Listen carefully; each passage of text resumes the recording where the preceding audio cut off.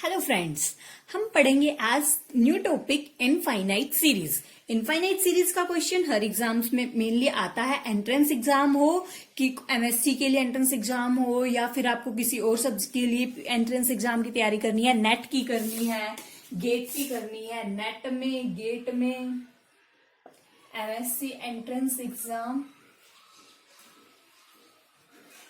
IIT jam, ठीक है, ये इसी में आ जाता है। और एंट्रेंस एग्जाम किसी भी यूनिवर्सिटी का करना हो और बीएससी मैथमेटिक्स, सब में इनफाइनाइट सीरीज का आती है। ठीक है, कोई ना कोई 1, 2, 3 क्वेश्चन आते ही है, मैक्सिमम मिनिमम 5 मार्क्स तो आता ही है, ज्यादा बेशक आता हो। तो आज हम देखेंगे सीरीज, इनफाइनाइट सीरीज क्या होती है, उसको हम कैसे उसके क्वेश्चन सॉल्व करते हैं, कैसे हम उसका पता लगाते हैं, कन्वर्जेंट है, डाइवर्जेंट है, ऑसिलेटिंग है, कैसे क्या होता है, आज हम वो सब जानेंगे। ठीक है, तो हम स्टार्ट करते हैं। हम ये शॉर्टकट करते चलेंगे, जैसे एग्जाम्स में हमारा शॉर्ट टाइम में इजिली क्वेश्चन सॉल्व हो सके। तो हम देखते हैं सीरीज डेफिनेशन क्या होती है। तो ये है हमारी डेफिनेशन, ये तो है फॉर्मल डेफिनेशन। वैसे ओवरऑल क्या होता है, कोई भी जैसे UN या AN कोई भी सीक्वेंस है, ठीक है, सीक्वेंस हमारी क्या होती है उसको पता है। सीक्वेंस एक रियल नंबर्स टू मैपिंग होती है, function f from n to, जहां पर भी जैसे n टू r, हमेशा इस टाइप की सीक्वेंस होती है, एक फंक्शन की तरह काम करती है, हमेशा उसकी डोमेन नेचुरल नंबर होती है और जिसपे भी वो मैप करती है वो उसकी रेंज हो जाती है। इस टाइप की इक्वेशंस होती है हम सीक्वेंस का भी टॉपिक है, वो हम बाद में करेंगे। तो हमारी AN कोई भी सीक्वेंस है और इनफॉर्मल सीरीज हमारी होती है इट्स सम ऑफ अरेंजमेंट। ठीक है, इनके सम को अरेंज करना, वो होती है हमारी सीरीज। अब सीरीज की डेफिनेशन क्या होती है, लेट AN कोई भी हमारी सीक्वेंस है रियल नंबर्स की। रियल नंबर्स की सीक्वेंस मतलब मैंने अभी बताया, जो फंक्शन n से जैसे r पे मैप करता है तो वो रियल नंबर्स की सीक्वेंस हो जाती है, अगर वो c पे मैप करता है तो कॉम्प्लेक्स नंबर की हो जाती है। इस तरह की बात हो रही है सीक्वेंस की। तो let AN be a sequence of real numbers, then जो हमारी ये है summation AN equal to A1, n equal to 1 से इंफिनिटी AN है, n की वैल्यू यहाँ पे 1, 2, 3 इनफाइनाइट टर्म्स है, ठीक है, ये 2 है। जो हमारा ये सम होता है उसको करते हैं हमें सीरीज ऑफ रियल नंबर्स। ठीक है, ये होती है इसकी डेफिनेशन।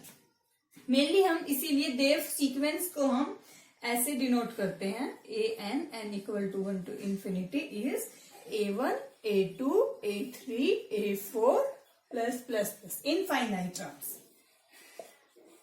ठीक है, फिर होती है हमारी सीरीज 3 टाइप्स की, positive term series, negative term series, alternating series.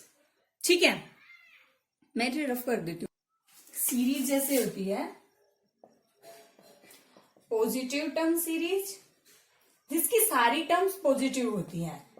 Negative term series, negative हम क्या करते हैं, नेगेटिव में बाहर माइनस लेके कॉमन, अंदर सारी प्लस की बना लेते हैं। ठीक है, और एक आती है हमारी अल्टरनेटिंग सीरीज।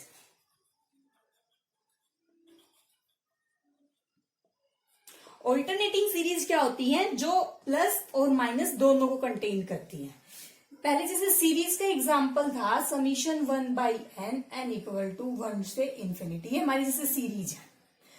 तो ये हमारी पॉजिटिव टर्म सीरीज है क्योंकि इसमें सारी वैल्यू पॉजिटिव आएंगी। नेगेटिव के लिए हो जाएगा summation minus n equal to, जैसे इसी के बता रही हूं मैं, ये आ गया ये, और अल्टरनेटिंग होगी -1 की पावर n अपॉन n। ये कैसे आएगी, अगर n हमारा 1 है तो -1 समीशन भी है ना, प्लस अगर n 2 है तो 1/2 -1/3 प्लस 1/4। आधी टर्म नेगेटिव आधी पॉजिटिव, इस टाइप की होती है हमारी अल्टरनेटिंग सीरीज। ठीक है, जो हमारी पॉजिटिव टर्म सीरीज होती हैं, इस सीरीज ऑफ पॉजिटिव टर्म्स, वो या तो हमेशा कन्वर्जेंट होती हैं या फिर डाइवर्जेंट होती हैं। वो कभी भी ओसिलेट्स नहीं करती। इसको हम ओसिलेट्स करना बोलते हैं, जो प्लस माइनस ऐसे जाती हैं। तो ये याद रखने का नोट है, important note. A series of positive terms is either convergent और आइदर डाइवर्जेंट, इट्स नेवर ओसिलेट्स। ठीक है। बट जो हमारी अल्टरनेटिंग सीरीज होती है इस टाइप की, ये अल्टरनेटिंग सीरीज है, वो अगर डाइवर्जेंट नहीं होती है, जैसे कन्वर्जेंट नहीं है, तो हम उनको ये नहीं बोलेंगे कि ये डाइवर्जेंट है, उनको हम ओसिलेट भी कर सकती हैं, वो सब कर सकते हैं। ये सब हम आगे देखेंगे। ठीक है। तो अब इसमें सबसे पहला आता है सीक्वेंस ऑफ पार्शियल सम। फिर है हमारा sequence of partial sum. Sequence of partial sum क्या होता है? Let an be a series of real numbers, then S1 होगा A1, S2 A1 plus A2, ऐसे ही Sn होगा A1 plus A2 plus plus An and so on. ठीक है। इसको बोलते हैं हम सीक्वेंस ऑफ पार्शियल सम। तो ये इसके बाद हम क्या लिखते हैं? Then the sequence Sn is called sequence of partial sum. Shortcut में लिखते हैं SOPS। ठीक है, ऑफ An।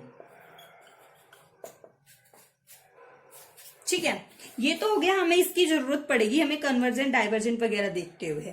अब हम देखते हैं कि कोई सीरीज कितने टाइप्स की होती है और कैसे कन्वर्ज करती है, या कैसे वो 3 टाइप्स होती है, वो कौन सी होती है। हम एक एक चीज को बेसिक से लेके चलेंगे, बिल्कुल लो लेवल से, फिर अपना लेवल अप करेंगे। ठीक है। फिर आता है हमारा behaviour of series. Behaviour of series किस तरह से बिहेवियर करती है? एक होता है कन्वर्जेंट, सेकंड होता है डाइवर्जेंट, ये इसके बिहेवियर होते हैं। थर्ड होता है ओसिलेटिव। ठीक है। इसके भी फिर 2 टाइप होते हैं, ओसिलेट्स फाइनाइटली और ओसिलेट्स इनफाइनाइटली। ठीक है। अगर सीक्वेंस बता देती हूँ, अगर सीक्वेंस बाउंडेड होती है तो वो फाइनाइटली ऑसिलेट करती है, अगर अनबाउंडेड होती है तो वो इनफाइनाइटली ऑसिलेट करती है। अब ये तीनों टाइप्स कैसे पता लगेंगे हमें? तो अभी हमने देखा था SOPS। ठीक है, SOPS क्या होता है? सीक्वेंस ऑफ पार्शियल सम। तो अगर हमारी सीक्वेंस AN का SOPS, if SOPS of sequence AN is, SOPS मतलब sequence of partial sum। ठीक है। if SOPS of AN is convergent, if जो हमारा सीक्वेंस ऑफ पार्शियल सम है अगर वो हमारा कन्वर्जेंट है, तो हमारा उसी के अकॉर्डिंग सीरीज भी कन्वर्जेंट होगी। अगर हमारा SOPS डाइवर्जेंट है, if SOPS is divergent then summation AN is divergent. If SOPS is oscillates then sequence oscillates। मतलब जैसे उसका सीक्वेंस ऑफ पार्शियल सम का बिहेवियर होगा एज इट इज सीक्वेंस का होगा। ठीक है। तो हमारी समीशन UN कन्वर्ज कब करेगी? ये कन्वर्जेंट कब होगा? इसको लिख देती हूं मैं, लिखवा देती हूं अच्छे से।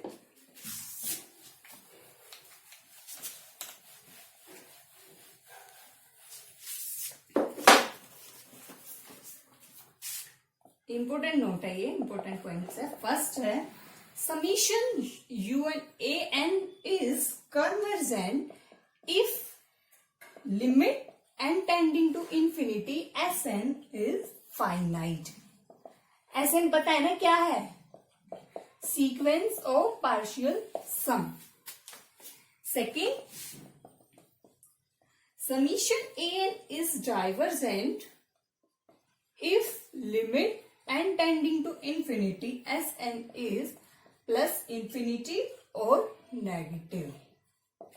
मतलब अगर हमारा सीक्वेंस ऑफ पार्शियल सम है जो वो पॉजिटिव है या फाइनाइट है, कोई भी फाइनाइट वैल्यू है तो वो कन्वर्ज करेगी, तो हमारी सीक्वेंस भी कन्वर्ज करेगी। अगर हमारा sequence of partial sum infinity आता है या माइनस इंफिनिटी आता है, मतलब अनबाउंडेड आता है, इस टाइप की कोई फाइनाइट वैल्यू नहीं आती, इनफाइनाइट वैल्यू आती है, तो हमारी सीक्वेंस हमेशा डाइवर्जेंट होगी। ठीक है, और हम पॉजिटिव टर्म सीरीज के लेके चल रहे हैं। अभी हम अल्टरनेटिंग सीरीज होता है जो थर्ड टाइप जो ऑसिलेट्स करती है, उनको हम बाद में पढ़ेंगे। अभी हम सिर्फ पॉजिटिव सीरीज की बात कर रहे हैं। और पॉजिटिव सीरीज हमेशा